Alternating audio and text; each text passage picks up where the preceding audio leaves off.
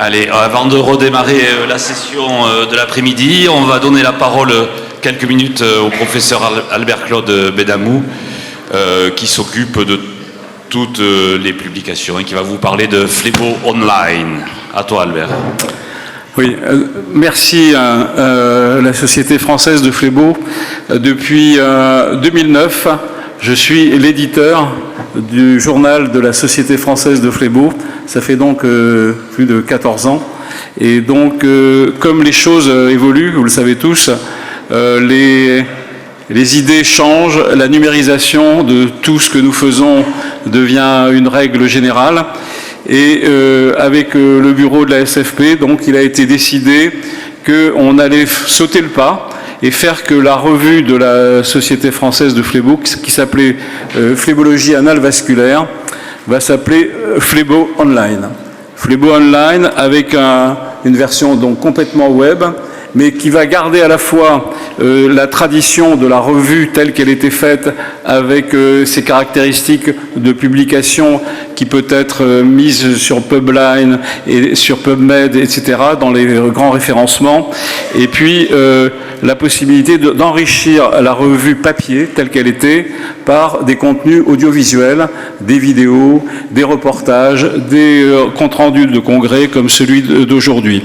En plus, on a la possibilité aisément de passer d'une langue à l'autre, et en particulier en anglais. Donc il suffit de cliquer sur le petit drapeau en bas. Donc c'est phleboonline.org, si vous voulez, -online.org. Pour l'instant, c'est totalement ouvert, accessible gratuitement, et vous pouvez naviguer. Là, si vous voulez vous souscrire, bientôt, il faudra simplement un tout petit peu payer pour entretenir les coûts de cette publication, et on aura un moteur de recherche qui est là. Alors je repasse en version française si vous voulez bien, et donc en naviguant vous allez retrouver assez facilement la revue telle que vous la connaissiez, mais maintenant elle est flipbook, hein, c'est-à-dire c'est quelque chose qui est publiable sur un smartphone, sur votre propre smartphone. Vous pourrez la lire en feuilletant le journal, mais c'est votre journal comme il était antérieurement, avec un éditorial, les articles et les référencements classiques, la présentation assez classique d'une revue scientifique, avec des outils très intéressants de navigation, parce que si vous voulez choisir quelque chose, une page particulière, vous allez sur vous pouvez référencer comme ça, chercher la page qui vous intéresse, relire quelque chose. C'est une facilité d'usage qui est extrêmement intéressante. Alors, à part ça, donc ça c'est la revue, évidemment.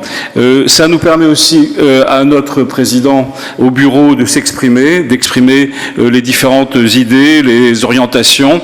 Et puis, comme tous ces éléments de notre vie sociétale font qu'on a besoin de nos laboratoires pour soutenir tout ce que nous faisons, nos congrès, nos publications, l'intérêt pour les industriels qui soutiennent par exemple ce congrès, c'est d'avoir non seulement l'événement d'aujourd'hui tel que nous le vivons, mais la possibilité d'avoir quelque chose qui va être récurrent, qui va être mémorisé et rejouable, les parties qui les intéressent. Et bien non seulement il y aura l'insertion presse que vous connaissez tous, qui est à l'intérieur du journal, mais vous avez la possibilité de mettre une petite vidéo promotionnelle que le laboratoire va trouver intéressante, parce que c'est sa manière de vouloir vendre son produit, la manière de faciliter la communication. C'est valable également, vous voyez, comme pour Krössler, qui avait fait avec les flashs qu'on faisait avec la SFP,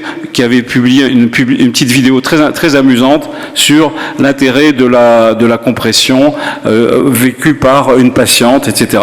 Donc ça, c'est le choix du laboratoire d'orienter les lecteurs vers les contenus qu'ils pensent être les plus efficaces sur le plan marketing. Par ailleurs, comme là vous le voyez ici, la possibilité, on le fera à partir du congrès de cette année.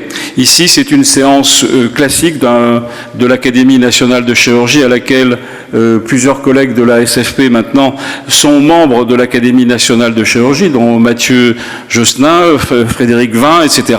Et vous venez dans les enceintes de l'Académie nationale de chirurgie, comme une grande société savante, participer aux grandes conférences de l'Académie.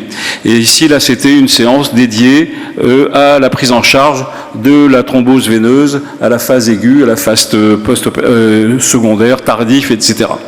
Alors, comme nous avons une richesse considérable de contenu, on avait commencé à éditer plusieurs numéros de l'année dernière sous forme de flipbook. Vous pourrez, en cliquant sur le portail, retrouver par exemple le numéro qu'on avait voulu faire avec Mathieu Josselin et avec Nicolas sur Choosing Wisely. Il suffirait donc de cliquer, je ne vais pas prendre trop de temps pour tout vous montrer, mais simplement j'essaye de vous faire un tour, de voir la richesse de tout ce portail.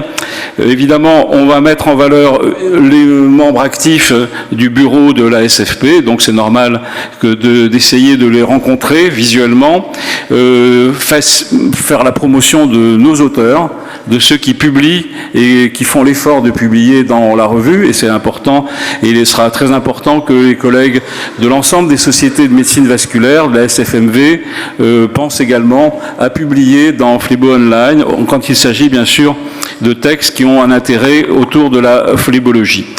Il s'agit aussi de faire la promotion de la SFP elle-même, de son histoire, de ses missions, de ses témoignages, des grandes thématiques que nous travaillons tous ensemble, la maladie variqueuse, la maladie veineuse thromboembolique qu'on va voir cet après-midi, la recherche en phlébologie, accéder au congrès et aux séquences flash de la SFP. Ça, c'est une manière de naviguer sur la home page, mais on peut avoir sur ce qu'on appelle le header, c'est-à-dire la partie haute du portail, vous pourrez avoir une autre facilitation pour aller directement à ce qui vous intéresse, le congrès de cette année, celui qui aura lieu bientôt à Athènes avec l'European Venous Forum, faire valider les partenariats industriels comme ceux qui ont travaillé cette année avec le congrès de la SFP, mais à chaque fois que le laboratoire sera partenaire véritable du portail, eh bien, il aura droit à avoir un logo interactif, des contenus, des publications qui viennent directement du laboratoire. Vous pourrez également avoir un moteur de recherche direct sur les thèmes qui vous intéressent. Donc ne pas perdre la facilité de l'Internet et avec les mots-clés, etc., et de retrouver des articles les plus importants. Vous voyez, par exemple, la conférence de l'année dernière avec Sergio, c'est extrêmement facile. Et enfin, on n'a pas voulu qu'avec ce portail nouveau, on perde la mémoire de tout ce qu'on a fait depuis plus de 30 ans avec la Société française de phlébologie en publiant nos archives. Donc vous retrouverez le portail que vous connaissez antérieurement avec son moteur de recherche, ses articles accessibles facilement. Et donc voilà, c'est un processus de transformation que je vous encourage de suivre parce que c'est la vie de la société savante. C'est en même temps être dans ce que moi j'appelle le monde 4.0, c'est-à-dire celui des registres, des mots-clés, des big data, de l'intelligence artificielle. Et je pense que très, très prochainement, vous aurez d'une part une application sur les smartphones qui va s'appeler POL, Paul, vous appuierez sur Paul et Popol vous répondra. Et donc ce sera très facile et vous irez directement par Popol sur la vie de la société savante directement. Vous aurez aussi un moteur de recherche Paul GPT qui vous permettra de poser des questions par l'intelligence artificielle. J'ai un patient, n'importe qui, un de vos patients veut savoir des choses, eh bien, vous lui dites, vous posez la question à GPT, et GPT, en phlébologie, qui fonctionne uniquement sur une base de recherche de ressources numériques structurées, et non pas sur Internet en général, mais à partir des données de la littérature spécifique validée de notre revue, et peut-être des revues qu'on pourra co-référencer de International Angiology ou d'autres revues internationales avec lesquelles on peut évidemment collaborer, faire que la base de recherche et de réponse du moteur de recherche d'intelligence artificielle vous donnera un accès en réponse directe à des questions que vous vous posez.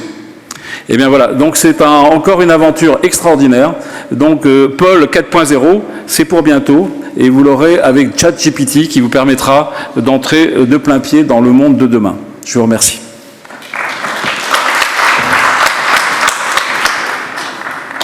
Merci beaucoup Albert Claude.